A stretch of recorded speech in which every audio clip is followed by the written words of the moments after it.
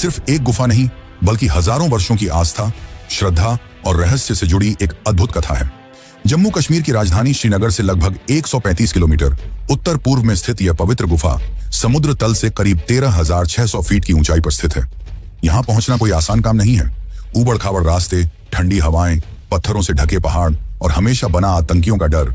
लेकिन जो लोग यहाँ पहुंचते हैं उन्हें लगता है जैसे उन्होंने जीवन का सबसे बड़ा सत्य छू लिया हो। अमरनाथ गुफा बाहर से जितनी साधारण दिखती है, भीतर से उतनी ही दिव्य है। करीब 19 मीटर अंदर तक जाती इस गुफा की चौड़ाई लगभग 16 मीटर और ऊंचाई 11 मीटर है। लेकिन इसका सबसे बड़ा चमत्कार, या यूं कहें कि सबसे बड़ा रहस्य है यहाँ हर साल अपने आप बनने वाला बर्फ का शिवलिंग। ये कोई मूर्ति नहीं ही किसी इंसान द्वारा बनाई गई कोई आकृति। यह है स्वयंभू हिमानी शिवलिंग, जो पूरी तरह प्राकृतिक है। और यही कारण है कि इसे केवल एक शिवलिंग नहीं, बल्कि शिव की जीवित उपस्थिति का प्रमाण माना जाता है। यह शिवलिंग सावन के महीने में बनना शुरू होता है, यानी कि आषाढ़ पूर्णिमा से लेकर रक्षाबंधन तक की अवधि। जैसे जैसे चंद्रमा बढ़ता है, वैसे वैसे यह शिवलिंग भी आकार लेता है। श्रावण पूर्णिमा को इसका आकार अपने चरम पर होता है, करीब 10 फुट ऊंचा। और फिर जैसे जैसे चंद्रमा घटता है, शिवलिंग भी धीरे धीरे विलीन होने लगता है। चमत्कार की बात तो यह है कि यह बर्फ ठोस होती है, इतनी ठोस कि वर्षों तक जमा रहे, जबकि गुफा की बाकी बर्फ नरम होती है, जो हाथों पर रखते ही घुल जाती है। गुफा के भीतर से पानी की बूंदें टपकती हैं। इन्हीं बूंदों से धीरे धीरे शिवलिंग आकार लेता है। और इसी स्थान को अमृत की गुफा कहा जाता है, क्योंकि पुराणों के अनुसार यही भगवान शिव ने माता पार्वती को अमर कथा सुनाई थी। वह कथा जिसे कोई और न सुने। इसलिए शिव ने पहले नंदी को, फिर चंद्रमा, सर्प, गण और पंचतत्वों को भी त्याग दिया। यहां तक कि उन्होंने अपने प्रिय रुद्र गणों को भी बाहर छोड़ दिया, ताकि केवल पार्वती यह कथा सुन सके। और यही कारण है कि इस गुफा को तीर्थों का तीर्थ कहा जाता है। यह केवल एक धार्मिक स्थल नहीं, यह एक अनुभव है जो आपको जीवन, मृत्यु और पुनर्जन्म की गहराई से परिचित कराता है। यहां आने वाले श्रद्धालु कोई साधारण यात्रा नहीं करते। कोई पैदल चलता है, कोई डंडी में सवार होकर आता है, तो कोई बर्फ में नंगे पांव, सिर्फ इसलिए कि एक झलक मिल जाए उस शिवलिंग की, जिसे देखना मानो साक्षात शिव के दर्शन करना है। यहाँ तक कि वृद्ध, बीमार और बच्चे भी इस कठिन यात्रा पर निकलते हैं, क्योंकि ऐसा माना जाता है कि जो जीवन में एक बार भी बाबा अमरनाथ के दर्शन कर ले, वह जन्म मृत्यु के चक्र से मुक्त हो जाता है। यात्रा कठिन है, लेकिन जब आप गुफा के सामने पहुंचते हैं, ठंडी हवाओं के बीच घंटियों की आवाज, हर हर महादेव की गूंज और सामने बर्फ से बने शिव की उपस्थिति, तो मन, वचन और आत्मा तीनों एक साथ झुक जाते हैं। यह है अमरनाथ, जहां हर साल साक्षात शिव हिम के रूप में प्रकट होते हैं। एक ऐसा धाम जहां विज्ञान भी मौन हो जाता है। पर क्या आपने सोचा है कि पर्वत की इन ऊंचाइयों के बीच इतने दुर्लभ स्थान पर इस गुफा की खोज किसने की? माना जाता है कि इस गुफा की खोज एक मुस्लिम चरवाहे ने की थी। तो चलिए अब जानते हैं इस गुफा की खोज का असली इतिहास, जिसे आपसे छुपाया गया। इतिहासकारों के अनुसार अमरनाथ गुफा की खोज 16वीं शताब्दी में एक मुस्लिम चरवाहे ने की थी। दरअसल एक दिन बूटा मलिक नाम का मुस्लिम चरवाहा अपनी बकरियों को चराने पहाड़ों में ले गया। वहां उसे एक साधु मिले, जिन्होंने बूटा मलिक को कोयले से भरा एक थैला दिया। जब बूटा मलिक ने घर जाकर वह थैला खोला, तो उसमें हीरे जवाहरात भरे हुए थे। यह देखकर बूटा मलिक काफी खुश हुआ और वह उस साधु को धन्यवाद देने वापस उस पहाड़ पर गया। पर वह साधु वहां नहीं थे, बल्कि वहां बर्फ से बना एक शिवलिंग था। बाद में यह बात बूटा मलिक ने गांव वालों को बताई और तभी से अमरनाथ की यात्रा शुरू हुई। आज भी अगर आप किसी हिंदू से अमरनाथ के बारे में पूछेंगे, तो आपको यही कहानी बताई जाएगी। लेकिन यह कहानी सिर्फ एक कहानी है, सच्चाई नहीं। 12वीं सदी के कल्हण नामक एक इतिहासकार द्वारा लिखी गई पुस्तक राज तरंगिणी में लिखा गया है कि कश्मीर के राजा संधिमती अमरनाथ की गुफा में जाकर यहाँ के बर्फीले शिवलिंग की पूजा करते थे। यहाँ तक कि भारतीय पुरातत्व विभाग भी इस गुफा को 5000 साल से भी ज्यादा पुरानी मानता है, यानी कि यह गुफा महाभारत काल से भी पहले अस्तित्व में थी। एक और ग्रंथ के अनुसार राजा साम दामद शैव कश्मीर के राजा थे और वे पहलगाम के पास बर्फ के शिवलिंग की पूजा करने जाया करते थे। और बर्फ का शिवलिंग तो केवल एक ही है, और वह है अमरनाथ। नीलमत पुराण में भी अमरनाथ की गुफाओं का वर्णन मिलता है। ये सारी सच्चाइयां उस समय की हैं जब इस्लामी पैगंबर मोहम्मद का जन्म भी नहीं हुआ था, यानी कि हमें भ्रमित करने के लिए बूटा मलिक की कहानी गढ़ी गई। अब इसके पीछे लोगों और इतिहासकारों की क्या मंशा रही होगी, ये तो मैं नहीं जानता, पर सच तो यही है कि यह गुफा हजारों साल पुरानी है और आज भी भोलेनाथ यहाँ वास करते हैं। और साथ ही यहाँ वास करते हैं वे 2 कबूतर जिन्होंने भोलेनाथ से अमृतत्व की कथा सुन ली थी। तो चलिए अब जानते हैं भगवान शिव और इस स्थान के निर्माण से जुड़ी कथा के बारे में। अमरनाथ हिंदुओं के सबसे पवित्र तीर्थ स्थलों में से एक है और हर साल यहाँ लाखों लोग बाबा बर्फानी शिवलिंग के दर्शन करने के लिए आते हैं। इस शिवलिंग की उत्पत्ति को लेकर हिंदू पौराणिक ग्रंथों में एक कथा मिलती है, जिसके अनुसार इस स्थान पर शिव जी ने माता पार्वती को अमर होने की कथा सुनाई थी। दरअसल एक दिन माता पार्वती ने शिव जी से कहा, प्रभु, मेरा शरीर तो नश्वर है जो एक दिन मृत्यु को प्राप्त हो जाएगा, परंतु आप अमर हैं। आखिर इसका कारण क्या है, यह मुझे भी बताइए, मैं भी अजर अमर होना चाहती हूँ। तब शिव ने कहा कि यह सब अमर कथा के कारण है। ये सुनकर पार्वती जी शिव जी से अमर कथा सुनाने की जिद करने लगी। शिव जी इसे काफी समय तक टालते रहे, लेकिन जब पार्वती जी की जिज्ञासा बहुत बढ़ गई तब उन्होंने सोचा कि अब यह कथा सुना ही देनी चाहिए। शिव जी नहीं चाहते थे कि उनके और पार्वती के अलावा यह कथा और कोई सुने, इसलिए वे एक सुनसान जगह चाहते थे और इसके लिए वे अमरनाथ की गुफा की ओर चल पड़े। अमरनाथ गुफा की ओर जाते जाते शिव जी ने अपने सभी साथियों को अलग अलग जगह छोड़ दिया ताकि कोई और इस कथा को न सुन सके। उन्होंने नंदी महाराज को बेलगाम में छोड़ दिया, जिसे आज पहलगाम भी कहा जाता है। अपनी जटाओं से चंद्रमा को निकालकर चंदनवाड़ी में छोड़ दिया। फिर शेषनाग तालाब के पास अपने गले में लिपटे वासुकी नाग को छोड़ दिया। फिर अपने पुत्र गणेश को महागणेश पर्वत पर रुकने के लिए कहा और अंत में उन्होंने 5 तत्वों को भी रास्ते में ही छोड़ दिया। माना जाता है कि पंचतरणी ही वह जगह है जहां ये 5 तत्व वायु, जल, अग्नि, पृथ्वी, आकाश एकाग्रित रहते हैं। इन सभी तत्वों को छोड़ने के बाद महादेव माता पार्वती के साथ अमरनाथ की गुफा में पहुंचे। शिवजी ने यह सुनिश्चित किया कि उस जगह पर उनके अलावा और कोई न हो। फिर वहां एक सुख नामक पक्षी मौजूद था। अब शिवजी ने माता पार्वती को कथा सुनाना शुरू किया और माता पार्वती से कहा कि तुम बीच बीच में हुंकार भरती रहना ताकि मैं निरंतर कथा सुना सकूं। अब महादेव ने अमर कथा शुरू की। देवी पार्वती बीच बीच में हुंकार भरती रहीं, परंतु कुछ समय पश्चात माता पार्वती को नींद आ गई। शिवजी कथा सुना रहे थे और उस कथा को पार्वती के अलावा वह सुख भी बड़े ही ध्यानपूर्वक सुन रहा था और माता पार्वती के सो जाने के बाद सुख बीच बीच में हुंकार भरने लगा। परंतु कुछ समय पश्चात भगवान शिव को संदेह हुआ कि कोई और पार्वती की जगह हुंकार भर रहा है। शिव जी ने जब मुड़कर पार्वती की ओर देखा तो वह गहरी निद्रा में थी और उनके बीच बैठा हुआ कबूतर हुंकार भर रहा था। यह देखकर शिव जी क्रोधित हो उठे और अपना त्रिशूल लेकर उस पक्षी को मारने दौड़े, लेकिन कथा सुनकर पक्षी बहुत ज्यादा ज्ञानी हो चुका था और उसने अपने ज्ञान के बल पर माया का इस्तेमाल करके व्यास जी की पत्नी के गर्भ में जा छिपा। और चौंकाने वाली बात तो यह थी कि यह सुख व्यास जी की पत्नी के गर्भ में 12 वर्षों तक रहा। तब भगवान शिव ने उस सुख को आश्वासन दिया कि तुम्हें कोई नहीं मारेगा, जिसके पश्चात वह सुख गर्भ से बाहर निकला और वेद व्यास जी का पुत्र कहलाया।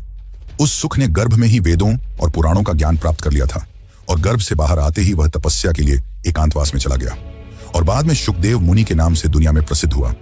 वैसे क्या आपको पता है, जब शिव जी ने अमर कथा सुनाई थी तो पार्वती और उस सुख के अलावा कोई और भी था जिसने इस अमर कथा को सुना और आज भी अमरनाथ गुफा में वास करता है। तो चलिए जानते हैं उसकी सच्चाई। लेकिन उससे पहले अगर आपको यह वीडियो अच्छी लग रही है तो इसे लाइक करके कमेंट में बाबा भोलेनाथ की जय जरूर लिखें। जो भी भक्त अमरनाथ के दर्शन करने जाता है उसकी बस एक ही मनोकामना होती है कि उसे अमर कबूतरों के दर्शन हो जाए। गुफा के अंदर 2 सफेद कबूतर कई हजार सालों से मौजूद हैं, जिनके दर्शन पाना सौभाग्य माना जाता है। लोगों का कहना है कि यह कबूतर साक्षात माता पार्वती और शिव जी ही हैं। दरअसल जब शिव जी माता पार्वती को अमृत की कथा सुना रहे थे तब उनके अलावा एक सुख यानी कि कबूतर भी वहां मौजूद था, लेकिन उस कबूतर के साथ ही उसके 2 अंडे भी थे। शिव जी ने उन्हें जिंदा न समझकर वहीं छोड़ दिया, लेकिन कुछ समय बाद उन अंडों से 2 चूजे निकले जो बाद में अमर हो गए और वही कबूतर का जोड़ा आज भी अमरनाथ की गुफाओं में मौजूद है। और सबसे चौंकाने वाली बात तो यह है कि इतनी ऊंचाई पर जहां ऑक्सीजन की मात्रा ना के बराबर होती है और दूर दूर तक खाने पीने का कोई साधन नहीं है और ना ही आसपास कोई और पक्षी, लेकिन इतनी दुर्लभ स्थिति में भी ये 2 कबूतर सालों से कैसे जिंदा हैं, यह अपने आप में एक चमत्कार है। यहाँ आने वाले भक्तों को इनके दर्शन से ऐसा लगता है मानो उन्होंने शिव पार्वती के दर्शन ही कर लिए हों। विज्ञान तो आज तक इस चमत्कार को नहीं समझ पाया, पर भक्तों की माने तो यह उनके शिव जी का वश है जहां विज्ञान काम नहीं करता। वैसे एक और रहस्य है जिसने भक्तों को चौंका रखा है, जो है शेषनाग झील। माना जाता है कि इस झील में शेषनाग वास करते हैं। यह झील लगभग 250 फीट गहरी है और स्थानीय लोगों का यह मानना है कि 24 घंटे में एक बार शेषनाग इस झील के ऊपर आते हैं और कई भक्तों ने शेषनाग की परछाई देखने का भी दावा किया है। जैसा कि मैंने पहले बताया था कि भगवान शिव ने गुफा में जाने से पहले अपने सभी साथियों को रास्ते में ही छोड़ दिया था। उन्होंने जाते वक्त शेषनाग को इस झील में छोड़ दिया था और उन्हें आदेश दिया था कि वे ध्यान रखें कि कोई भी इस झील के आगे ना आ सके। चारों ओर पहाड़ियों और पर्वतमालाओं से घिरा हुआ यह झील काफी खूबसूरत लगता है और अमरनाथ आने वाले भक्तों के आकर्षण का एक मुख्य कारण है। लेकिन अमरनाथ में भक्तों और विज्ञान को भी आकर्षित करने वाली मुख्य चीज है यहाँ की स्वयं निर्मित शिवलिंग, जिसने सबको चौंका रखा है। तो चलिए जानते हैं इस शिवलिंग के निर्माण की असली सच्चाई और जानेंगे क्या हुआ जब एक आदमी ने अमरनाथ गुफा की सच्चाई जानने के लिए सीसीटीवी कैमरे लगाए। आखिर ऐसा क्या देखा उसने जिसने सबको विस्मित कर दिया। अमरनाथ गुफा में हर साल बनने वाला स्वयंभू बर्फ का शिवलिंग न केवल श्रद्धालुओं के लिए आस्था का प्रतीक है, बल्कि यह विज्ञान के लिए भी एक अबूझ रहस्य बना हुआ है। आपने भारत के अन्य तीर्थों पर संगमरमर, पत्थर या धातु से बने कृत्रिम शिवलिंग देखे होंगे, लेकिन अमरनाथ देश का एकमात्र ऐसा स्थल है जहां भगवान शिव का शिवलिंग प्राकृतिक रूप से बर्फ से निर्मित होता है। इसे कोई मानव नहीं बनाता, ये खुद ब खुद बनता है गुफा के अंदर हर साल एक निश्चित ऋतु में, और यही इसे एक चमत्कार की तरह बना देता है। यह बर्फ का शिवलिंग गुफा की छत से टपकने वाली पानी की बूंदों से निर्मित होता है। लेकिन यह पानी सामान्य नहीं होता। ये बूंदें इतनी अधिक ठंडी होती हैं कि जमीन पर गिरते ही जम जाती हैं और बर्फ की एक ठोस परत का निर्माण करती हैं। यही प्रक्रिया दिन रात चलती रहती है और कुछ ही दिनों में एक विशाल शिवलिंग आकार लेने लगता है। कभी कभी इसकी ऊंचाई 12 से 18 फीट तक पहुंच जाती है। यह सामान्य बर्फ नहीं है जो हाथ में लेते ही पिघल जाए, बल्कि यह एक ठोस आकृति होती है जो हफ्तों तक जस की तस बनी रहती है। विज्ञान कहता है कि बर्फ को जमने के लिए तापमान 0 डिग्री सेल्सियस या उससे नीचे होना चाहिए, लेकिन अमरनाथ यात्रा के समय जब लाखों श्रद्धालु गुफा तक पहुंचते हैं, उस दौरान यहाँ का तापमान कई बार 0 डिग्री से ऊपर होता है। ऐसे में सवाल उठता है, यह बर्फ तब कैसे जमती है? वैज्ञानिकों ने कई बार इसके पीछे की प्रक्रिया को समझने की कोशिश की। इसे स्टालैग्माइट फॉर्मेशन या हिमस्तंभ बनने की प्रक्रिया कहा, लेकिन फिर भी यह सवाल अनुत्तरित रह गया कि ऐसी प्रक्रिया हर गुफा में क्यों नहीं होती, और क्यों हर बार इसका आकार बिल्कुल शिवलिंग जैसा ही होता है। इसका आकार भी चंद्रमा के घटने बढ़ने के साथ बदलता है।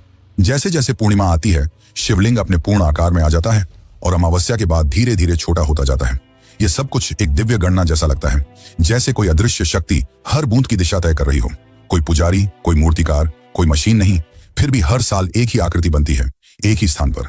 इसीलिए यह कहना अतिशयोक्ति नहीं होगी कि अमरनाथ गुफा में बनने वाला हिमलिंग सिर्फ एक प्राकृतिक घटना नहीं, बल्कि एक दैवीय संकेत है। एक ऐसा संकेत जो हमें बार बार याद दिलाता है कि भगवान शिव यहाँ सिर्फ विराजते नहीं, बल्कि स्वयं प्रकट होते हैं। यही कारण है कि लाखों लोग कठिन से कठिन यात्रा तय कर, बर्फीले तूफानों और ऊंचे पहाड़ों को पार कर इस गुफा तक पहुंचते हैं, क्योंकि वे यहाँ किसी मूर्ति को नहीं, खुद भगवान को साक्षात देखने आते हैं। तो क्या यह हिमलिंग केवल बर्फ की आकृति है या फिर शिव का अमर प्रतीक? जवाब शायद विज्ञान कभी न दे पाए, लेकिन हर साल गुफा में बम बम भोले की गूंज के साथ जो भाव उत्पन्न होते हैं, वो किसी वैज्ञानिक सिद्धांत से नहीं, श्रद्धा और अनुभव से पैदा होते हैं। अब हम जानते हैं कि आप कैसे बाबा बर्फानी भोलेनाथ के दर्शन कर सकते हैं और कैसे जटिल रास्तों को पार कर अमरनाथ पहुंच सकते हैं। लेकिन उससे पहले हम यह जान लेते हैं कि क्या हुआ जब एक शख्स ने अमरनाथ की गुफा में चोरी छुपे सीसीटीवी कैमरे लगा दिए। एक बार की बात है, जम्मू कश्मीर के रहने वाले एक शख्स जिसका नाम महेश था, उसने चोरी छुपे बचते बचाते अमरनाथ गुफा के बंद होने के 2 दिन पहले गुफा में एक सीसीटीवी कैमरा लगा दिया। उसे साथ ही यह डर भी सता रहा था कि अगर किसी ने वह कैमरा देख लिया तो वह मुसीबत में पड़ सकता है। लेकिन किसी की नजर कैमरे पर नहीं पड़ी और 2 दिन बाद गुफा बंद कर दी गई। उसने देखा कि गुफा के बंद होने से कुछ ही देर पहले एक साधु गुफा के अंदर प्रवेश कर रहा है। उसने देखा कि सारे भक्त और पुजारी गुफा बंद करके अपने अपने घर लौट रहे थे, लेकिन वह साधु गुफा के अंदर ही बैठा रहा और ध्यान करने लगा। महेश ने सोचा कि वह यह बात जाकर पुजारी को बता दे, पर उसने यह भी सोचा कि अगर वह यह बात पुजारी को बताएगा तो उसकी सीसीटीवी वाली बात भी सामने आ जाएगी और उसके लिए परेशानी हो जाएगी। जिसके पश्चात वह चुपचाप उस साधु पर नजर बनाए रखा। देखते ही देखते 1 हफ्ता बीत गया। महेश ने देखा कि साधु का शरीर पतला होता जा रहा है। उसने सोचा कि शायद कुछ न खाने पीने की वजह से ऐसा हो रहा है, लेकिन 1 महीना बीतने के बाद देखा कि अब साधु गायब होते जा रहा है। अब केवल उसकी हड्डियां ही दिख रही हैं। यह देखकर महेश के तो होश ही उड़ गए। अब कुछ महीने बीतने के बाद ऐसा लगने लगा मानो वह साधु हवा में झूल रहा हो, और देखते ही देखते गुफा खुलने से पहले वह साधु पूरी तरह गायब हो गया। इस दृश्य ने महेश को चौंका दिया। अब हैरान परेशान महेश मंदिर के पुजारी के पास गया और उसे पूरी बात बताई। तब पुजारी ने महेश को बताया कि वह साधु कोई साधारण साधु नहीं था। वे साधु शिव के ध्यान में लीन होकर सिद्ध अवस्था में पहुंच गए, जहां जीवन मरण जैसा कुछ नहीं होता। वहां सिर्फ वे और उनके शिवजी होते हैं। दोस्तों, आज भी हिमालय की चोटियों में कई ऐसे साधु संत मौजूद हैं जो कई वर्षों से तपस्या में लीन हैं, इसलिए इस बात को झुठलाया नहीं जा सकता। वैसे आप भी जरूर अमरनाथ की यात्रा करना चाहेंगे, तो चलिए अब चलते हैं अमरनाथ की इस कठिन मगर रोमांचक यात्रा पर। अगर आपने कभी जीवन में उस एक यात्रा का सपना देखा है जो केवल आपके शरीर को नहीं, आपकी आत्मा को भी झकझोर दे, तो वह यात्रा है बाबा अमरनाथ की यात्रा। ये कोई आम यात्रा नहीं है। ये एक ऐसा सफर है जो आपके संकल्प, आपकी श्रद्धा और आपके धैर्य की अंतिम परीक्षा लेता है। हर साल जब सावन की शुरुआत होती है, लाखों शिव भक्त हिमालय की गोद में छिपी उस रहस्यमयी गुफा की ओर बढ़ते हैं, जहां बर्फ से स्वयं निर्मित शिव प्रकट होते हैं, बिना किसी मूर्तिकार के, बिना किसी प्रयास के। यात्रा की शुरुआत होती है पंजीकरण से। सरकार द्वारा निर्धारित कुछ तारीखों पर रजिस्ट्रेशन शुरू होता है, जिसमें मेडिकल फिटनेस सर्टिफिकेट जरूरी होता है, क्योंकि यह यात्रा आसान नहीं है। आप 2 मुख्य मार्गों से अमरनाथ गुफा तक पहुंच सकते हैं। पहला पहलगाम से होकर जाता है और लगभग 46 किलोमीटर लंबा है। दूसरा रास्ता बालटाल से होकर जाता है, जो लगभग 14 किलोमीटर लंबा है, लेकिन अधिक दुर्गम और खड़ी चढ़ाई वाला है। अगर आप पहलगाम से यात्रा शुरू करते हैं तो आपका पहला पड़ाव होता है चंदनबाड़ी, जहां से असली चढ़ाई शुरू होती है। हर कदम के साथ ऑक्सीजन की मात्रा कम होने लगती है, लेकिन श्रद्धा बढ़ती जाती है। इसके बाद आता है पिस्सू टॉप, जहां की चढ़ाई इतनी कठिन है कि ऐसा लगता है मानो शिव खुद आपके संकल्प की परीक्षा ले रहे हों। फिर आप पहुंचते हैं शेषनाग, एक शांत झील जो मान्यता के अनुसार भगवान शिव के वाहन शेषनाग का वासस्थान है। यहाँ की नीली झील में हिमालय की परछाई इतनी साफ दिखती है कि लगता है आप किसी दूसरी दुनिया में आ गए हैं। रात वहीं गुजारनी पड़ती है, तंबुओं में, खुले आसमान के नीचे। ठंड हड्डियों तक पहुंचती है, लेकिन भक्तों की टोली बम बम भोले के जयकारों से वातावरण को गर्मा देती है। अगली सुबह आप बढ़ते हैं महागुनस पास की ओर, जो सबसे ऊंचा बिंदु है इस यात्रा का, करीब 14,000 फीट की ऊंचाई पर।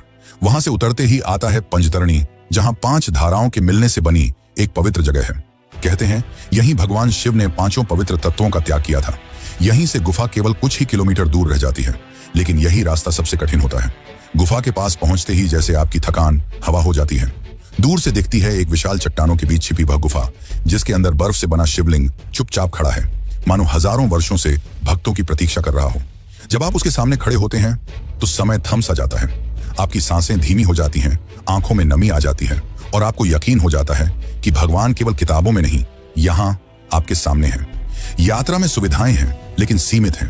रास्ते में टेंट, मेडिकल कैंप, लंगर और पोनी पालकी की व्यवस्था होती है, लेकिन ठंड, ऑक्सीजन की कमी, बारिश और भूस्खलन जैसी चुनौतियां हर मोड़ पर आपका इंतजार करती हैं। मोबाइल नेटवर्क गायब हो जाता है और आपको समझ आता है कि अब आप शहरों की दुनिया में नहीं, शिव की भूमि में हैं। अमरनाथ यात्रा केवल चढ़ाई नहीं है, यह अहंकार से भक्ति तक की यात्रा है। हर कदम पर आप अपने भीतर की कमजोरियों को पीछे छोड़ते हैं और भगवान के एक कदम और पास पहुंचते हैं। जब आप वापस लौटते हैं तो आपके शरीर में थकावट होती है, लेकिन आत्मा में सुकून, क्योंकि अब आप सिर्फ लौटे नहीं हैं, बाबा अमरनाथ के दर्शन करके लौटे हैं। हर साल